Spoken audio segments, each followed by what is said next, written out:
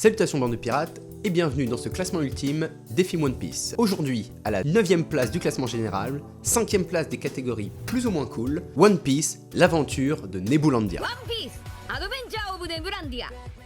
Alors c'est un film sorti en 2015, qui dure 1h45, sa note Sens Critique est de 6,3 sur 10, et sa place dans l'animé, et bien comme le film que nous avions vu précédemment, l'aventure de la main, il se trouve à l'arrivée dans le Nouveau Monde, cette fois juste avant Punk Hazard. Son scénario, des explosions, des cris, des pleurs. La scène d'ouverture nous montre des Mugiwara en très mauvaise posture. Puis, retour quelques jours en arrière. Nos amis voguent sereinement dans le Nouveau Monde lorsqu'un bateau échoué semble avoir besoin de leur aide. Ou alors, serait-ce un piège? Nous allons commencer par les bons points. Alors le premier bon point, et pas des moindres, le retour de Foxy. Et il a une place très importante dans le film, très touchant par moments et toujours très drôle. Nous avons également un méchant très intéressant dans ce film, n'étant pas basé sur sa force brute, mais son intellect, sa stratégie. Et son nom est Komei. Il est accompagné de son acolyte Dojaku, qui est un charpentier. Ce qui est plutôt intéressant d'avoir ce type de personnage pour faire un peu un antagoniste à Franky. Dans ce film-là, les Mugiwara se retrouvent vraiment dans le caca, on va dire. Voilà, vraiment dans le caca. Mais hélas, c'est un téléfilm, ce n'est pas canon, donc cette tension est désamorcée par le fait de savoir donc que c'est un téléfilm. Je rajouterai également en bon point une animation proche du style de l'animé, un peu plus au-dessus que l'animé on va dire, qui sans être incroyable est très correcte. Hélas, maintenant nous allons passer au mauvais point. Alors j'ai dit en bon point évidemment la présence de Foxy, et bien qu'il soit là avec tout son équipage, il n'y aura hélas pas vraiment de Davy Backfight. Tant pis. Il y a également l'apparition d'un haki chelou.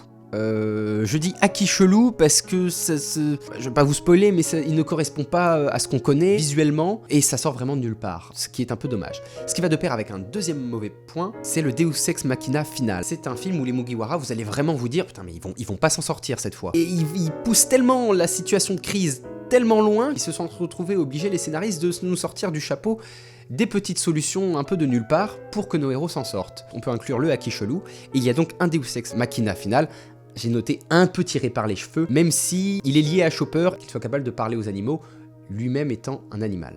Un mauvais point qui se retrouve dans d'autres films de cette période, c'est la sous-utilisation de Zoro, et là en plus de Sanji, donc ils sont très peu présents dans ce film. Je crois qu'ils ont à peine un combat chacun, à peine quoi. Bien Zoro. Bien Zoro. Et voilà. Donc au final, pas grand chose à dire sur ce film, et c'est peut-être ça le problème. C'est correct, c'est bien animé, c'est sympa, mais il n'y a rien qui ressort. Donc au final un film sympa, mais vite oubliable, un peu comme le précédent. Et c'est vraiment pour celui-ci la présence de Foxy qui lui donne tout son intérêt. Et pour terminer, la pépite de Pilou.